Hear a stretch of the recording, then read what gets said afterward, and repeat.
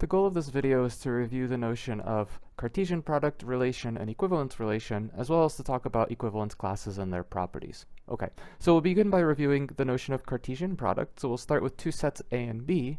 The Cartesian product of A and B is the set of ordered pairs little a comma little b, where little a is an element of A, so the entry on the left side here comes from A, and little b is an element of B, so the entry here on the right side comes from the set B. Okay, so let's maybe look at some examples.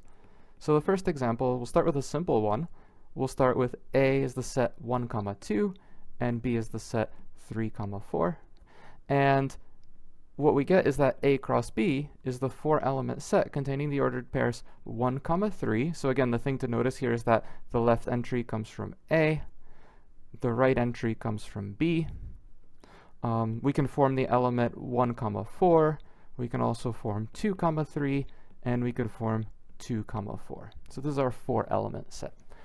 We also have other examples we could write down. For example, we can say let A be the integers and B be the reals, and we could form the set Z cross R, right, or A cross B. So this is the set of elements A comma B, where A is an integer and B is a real number. Okay, so what do some elements of this set look like? Well, one thing we might notice is something like 1 comma pi is an element of Z cross R.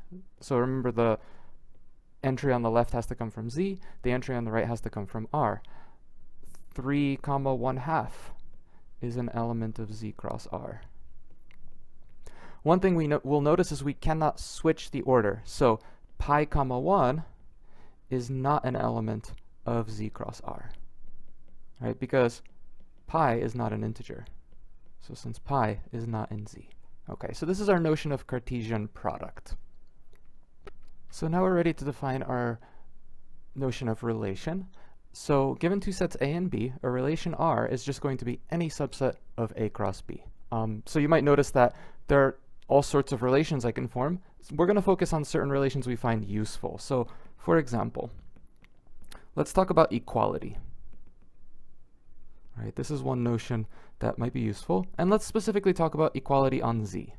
So equality is going to be this relation that's a subset of Z cross Z, and what we're trying to capture is the notion of A equals B. So little a is equal to little b. So how can we define this relation? Well, one way to define this relation is it's just the set of elements A comma A in Z cross Z, such that A is an integer. Another way to write this set is to say A comma B such that A minus B is an element of the set 0. Okay, or the set containing 0. Essentially, what this is trying to capture is this is trying to capture the notion A equals B. Right? So what are some elements of the set? Well, we can say 1, 1 is an element of E, 2, 2 is an element of E. And again, we're just trying to say the left entry is equal to the right entry. What elements are not in E? Well, we can say negative 1, 1 is not an element of E. Right? And again, all we're trying to capture is we're trying to say that 1 is equal to 1, 2 is equal to 2. Negative 1 is not equal to 1. So this is an example of a useful relation. The one thing we'll point out here is normally people don't write 1 comma 1 is an element of E. They usually use some sort of symbol like equality. They'll say 1 is equal to 1. So a lot of times the relation will not be written this way, it'll be written this way. Another useful relation is the notion of inequality. So we'll define less than or equal to on Z. So we're going to define a subset L of Z cross Z, and the way that L is going to be defined is we'll say that L is the set of elements A comma B in Z cross Z, and what we're trying to capture is the idea that A is less than or equal to B. So one way to define this is to say B minus A is bigger than or equal to 0, or that B minus A is a natural number. So what we're trying to basically capture is that B is bigger than or equal to A, or in other words, that A is less than or equal to B.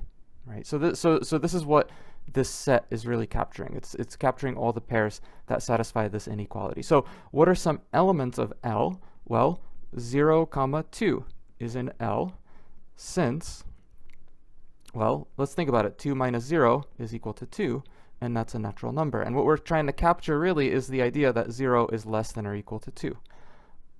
Negative 1 comma 3 is in L, since, well, 3 minus negative 1 is equal to 4, and that's a natural number. So we're really capturing the idea that negative 1 is less than or equal to 3. An element like 3 comma 2, this is not in L, since 2 minus 3 is equal to negative 1, and this is not a natural number. So we're saying that 3 is not less than or equal to 2, which makes sense. So this is the idea that we're trying to capture here. And the thing that I'll point out here, again, is that we don't normally write 0 comma 2 is an element of L. We normally just say 0 is less than or equal to 2. We don't normally write that negative 1 comma 3 is an element of L. We normally just say that negative 1 is less than or equal to 3. And again, we don't normally write that 3 comma 2 is not an element of L. We normally just say 3 is not less than or equal to 2. Another important example of a relation is actually a function. So a function from A to B, from a set A to a set B, is a relation, f, we'll write it as a subset of A cross B, and it satisfies two rules. The first rule is that we want every element of our set A to be mapped to some element of B. So we'll say that for all A and A, there exists a B and B such that A comma B is in F. And the one thing I'll point out here is that we're really this notation here is really just trying to capture the fact that f of a is equal to b. That's how we normally write functions. The second condition that a function has to satisfy is, well, let's write it out formally first. If there exists a in A and b1 and b2 in B such that a comma b1 is in F and a comma b2 is in F, then b1 is equal to b2. So what the heck does this mean? Well, this is just saying that every a maps to precisely one b. So this is saying if f of a is equal to b1 and f of a is equal to b2, then b1 is equal to b2. So we're ensuring that our functions are single valued, which just means we're ensuring that our functions behave like functions. So what is an example of this? So here's a nice example.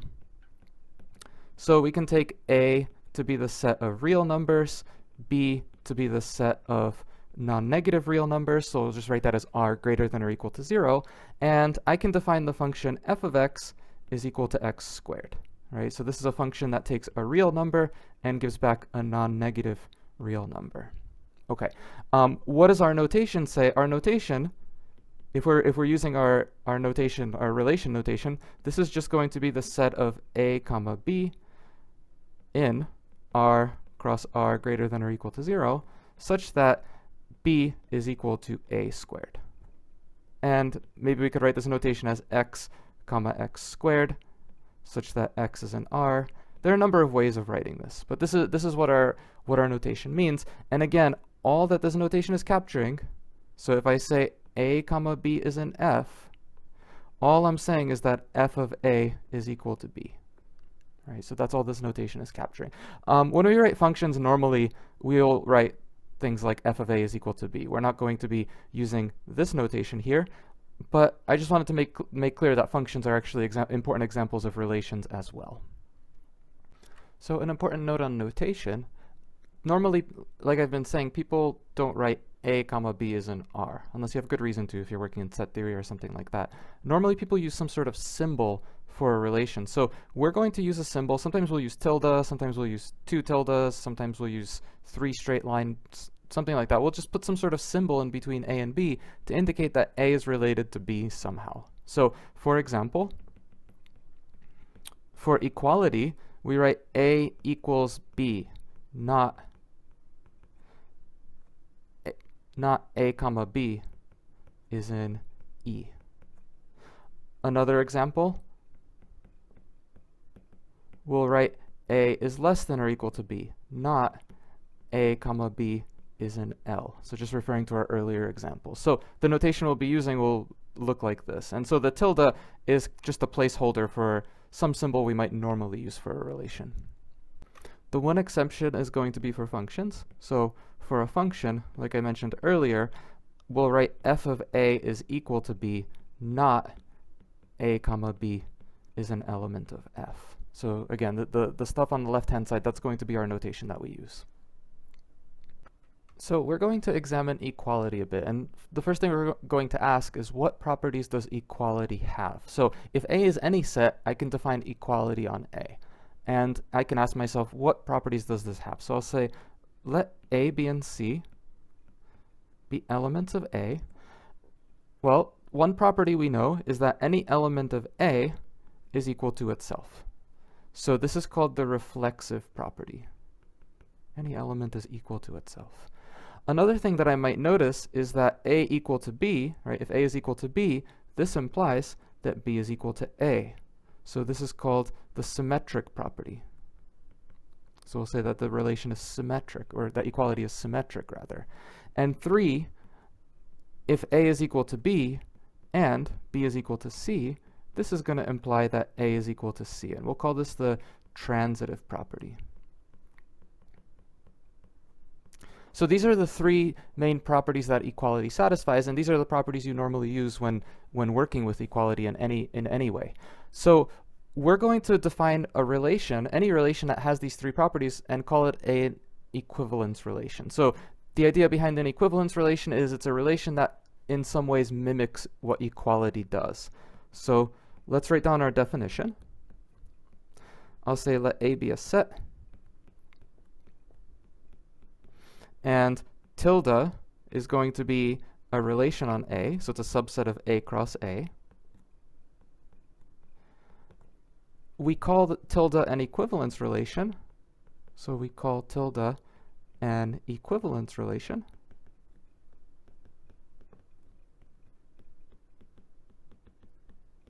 If for all A, B, and C in A, we have the following 3 properties. 1, A is related to A. So again, this is called the reflexive property.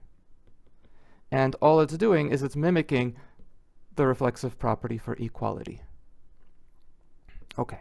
2, if A is related to B, then B is related to A. So this is called the symmetric property. So we'll say that the relation is symmetric. And again, all we're doing is we're mimicking what equality does.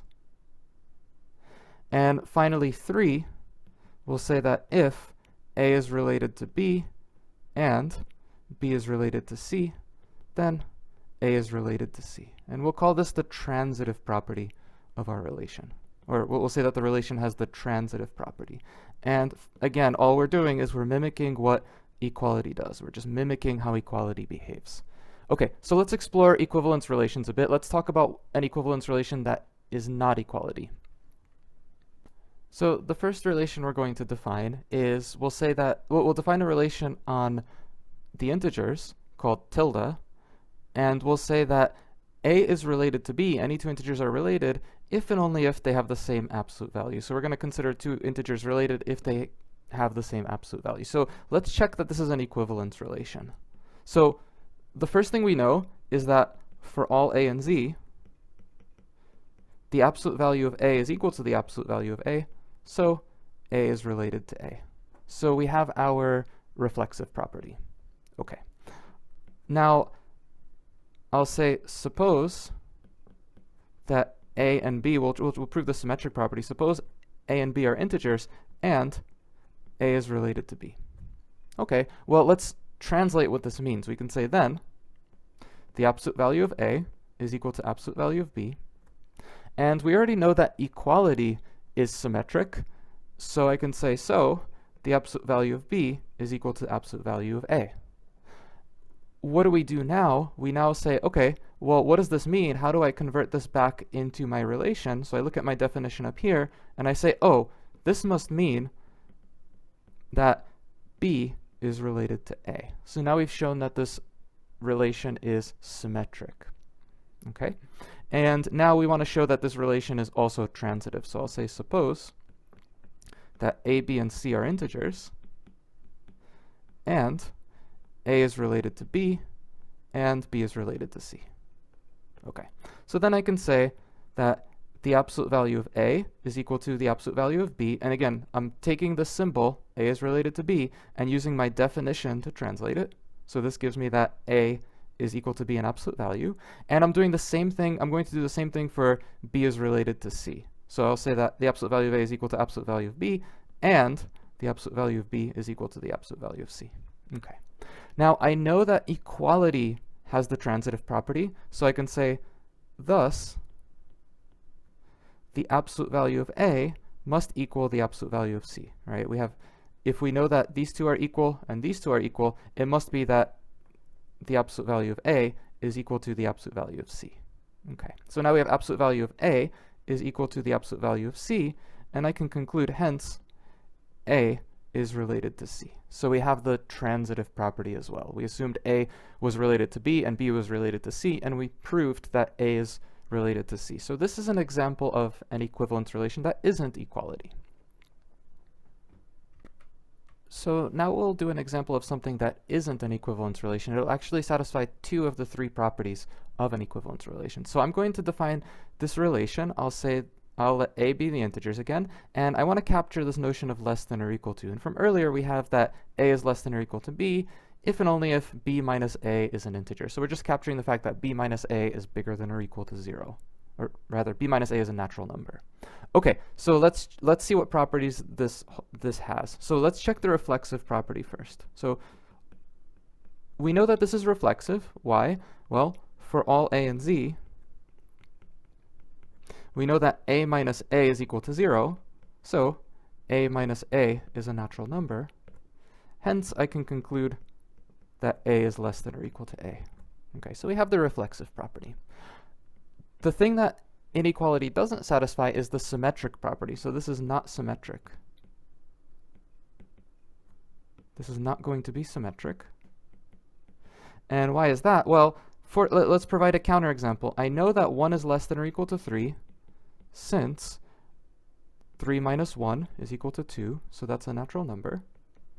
But 3 is not less than or equal to 1, since, well, 1 minus 3 is equal to negative 2, and this is not a natural number, right? So if 1 is less than or equal to 3, that does not necessarily imply that 3 is less than or equal to 1. So that's what this is capturing. This is less than or equal to is not a symmetric relation. Okay, and one thing we can show also is that this is transitive. So I'll suppose that A, B, and C are integers, and I'll say A is less than or equal to B, and B is less than or equal to C. Okay, so what does this tell me? Well, if A is less than or equal to B, I can say B minus A is a natural number, and C minus B is a natural number. Okay, well, I can add these two. I can say that if I take the sum of two natural numbers, I get another natural number. So I could say then the quantity B minus A plus C minus B is a natural number. But what does this equal? This is just going to say that C minus A is a natural number. And so what have we shown? We can say hence A is less than or equal to C. Right? So we've shown that if A is less than or equal to B and B is less than or equal to C, then A must be less than or equal to C. So we've shown the transitive property. So less than or equal to is not an equivalence relation. It is not symmetric, but it's good practice it's a good exercise to just check that these other two properties actually do hold. Okay, so now we're ready to talk about the notion of equivalence class, and what we're trying to do is, given any element little a in my set A, I want to capture all the elements that are related to little a, or in this case, since it's an equivalence relation, we'll say all the elements that are equivalent to little a. So we're going to define an equivalence class to just be the set of elements of A that are related to A, or that are considered equivalent to A. So this is going to be our notion of equivalence class, and we'll do an example and we'll prove some properties. So let's look at our relation from earlier. So I'll say that A was my set Z, and we said that A is related to B if and only if the absolute value of A is equal to the absolute value of B. So this was our equivalence relation earlier, and let's write down some equivalent classes. So first we'll look at the equivalence class of 0, and we'll say, okay, this is all the integers B such that the absolute value of 0 is equal to the absolute value of b. So this is going to be all the integers b such that the absolute value of b is equal to 0, and we know what the set is. The set just contains the element 0. Okay, not too interesting. Let's look at the equivalence class of 1. This is going to be all the integers b such that the absolute value of 1 is equal to the absolute value of b, which is just the set of integers b such that the absolute value of b is equal to 1. And we might notice this as just plus or minus 1. So this is plus 1 and minus 1. Okay. A similar kind of analysis can show you that this is actually the same as the equivalence class of negative 1. So this is also the equivalence class of negative 1. We can say, okay, what about the equivalence class of something like negative 2? So these are all the integers b such that the absolute value of negative 2 is equal to the absolute value of b. So these are all the integers b such that the absolute value of b is equal to 2. And what integers are those? It's going to be plus 2 and minus 2. And we might say, oh wait, that's also the equivalence class of 2. So in general, we can probably guess that the equivalence class of a is just going to be, well, it's the integers b and z such that the absolute value of b is equal to the absolute value of a. And all that this is saying is that these are the integers b and z such that the absolute value of b is plus or minus a, which are just the integers plus a and minus a. So there are a few observations we can make here. The first thing we might notice is that if two elements are inequivalent, then their equivalence classes are disjoint. So for example, we notice that that 1 and 2 are not equivalent because 1 and 2 have different absolute values, so their equivalence classes are going to be disjoint. The intersection of these two sets is empty. We might also notice that 1 and negative 1 are equivalent because 1 and negative 1 have the same absolute value, so their equivalence classes are actually equal, right? The equivalence class of negative 1 and the equivalence class of 1 are the same set. So maybe we can make some conjecture. So the thing to notice is that if a is equivalent to b, then the equivalence class of a is equal to the equivalence class of b. If a is not equivalent to b, then the equivalence classes are disjoint. And another thing to notice is that every integer is going to appear. So I can write z as 0, union 1, union 2, so on and so forth. So I can write z as the union of these equivalence classes.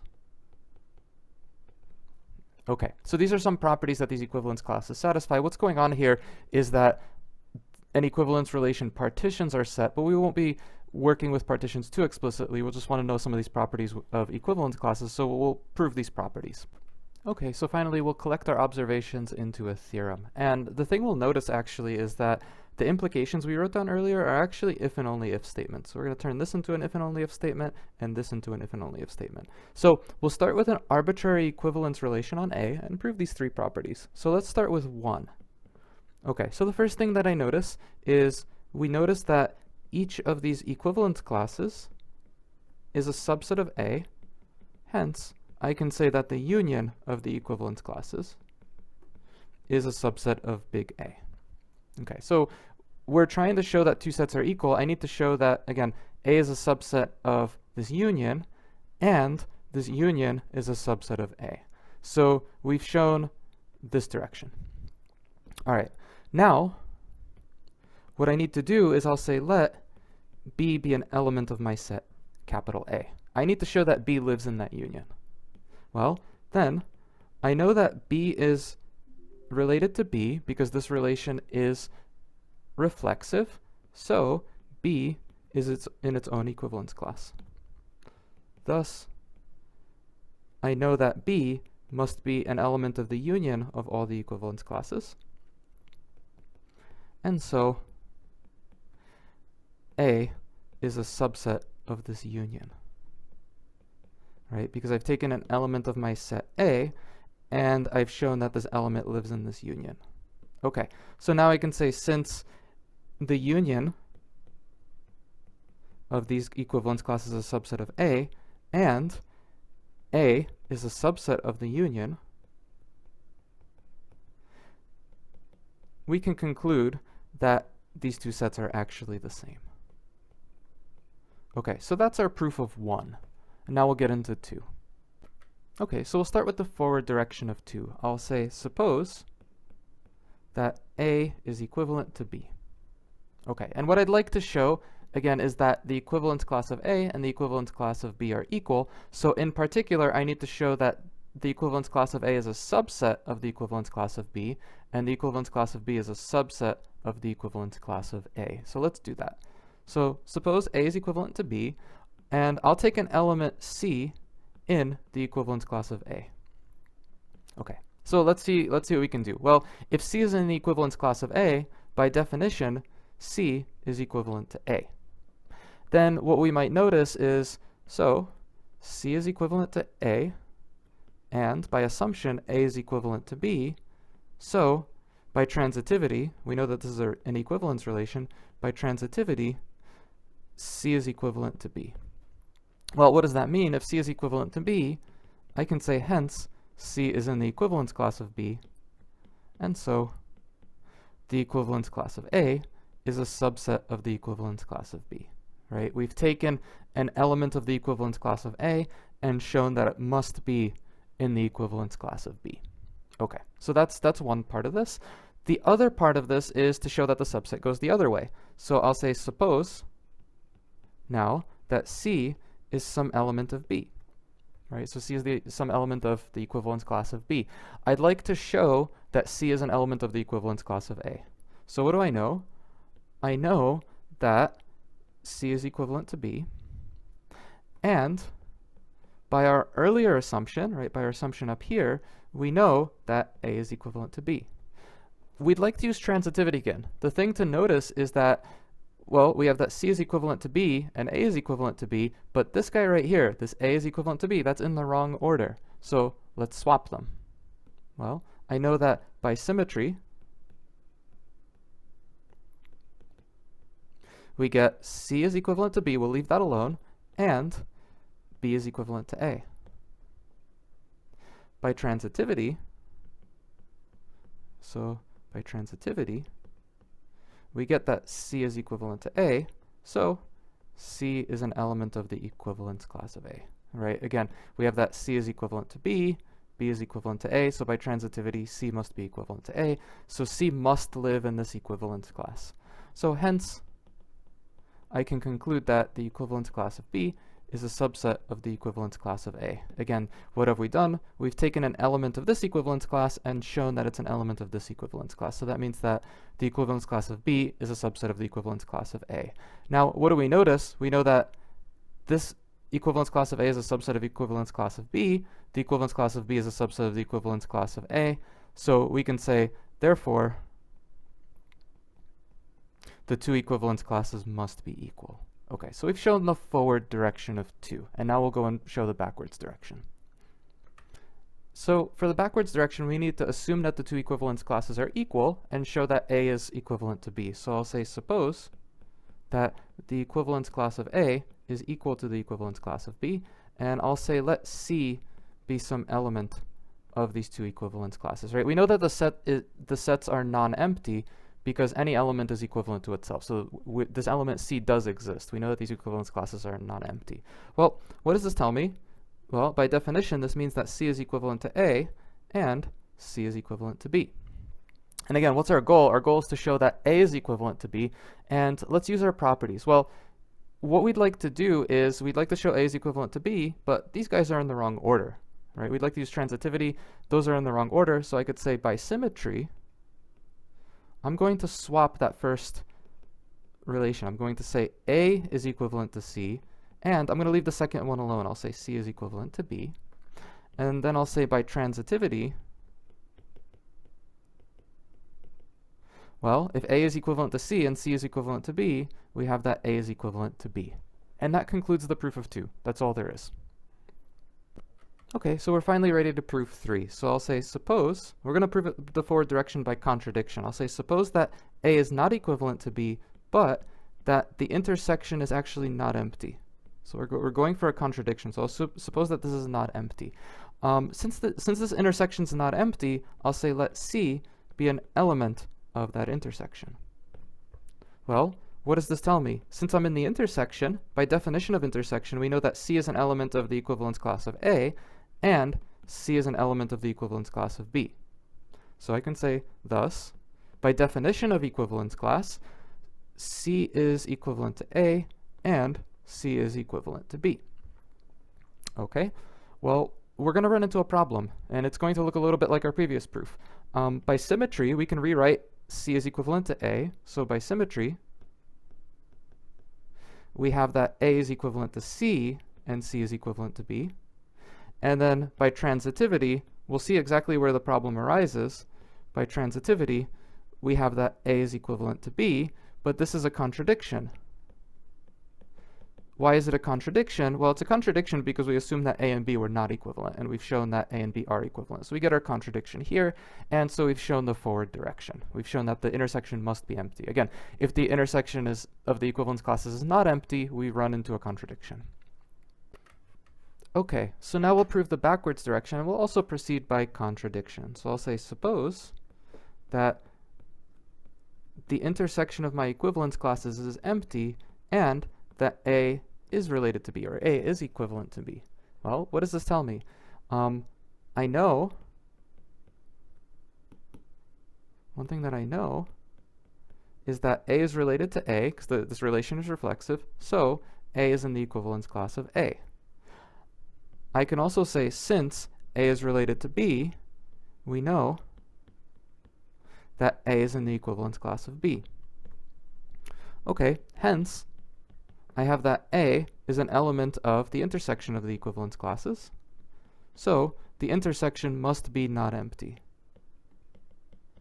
And this is a contradiction, again, because we assumed that the intersection of the equivalence classes was empty, right? We assumed that this intersection was empty, and we actually found an element that lives in that intersection. So that's a contradiction, and that proves our theorem. So now we have our properties of equivalence classes. And we'll stop here and use these properties once we talk about modular arithmetic in the next set of videos.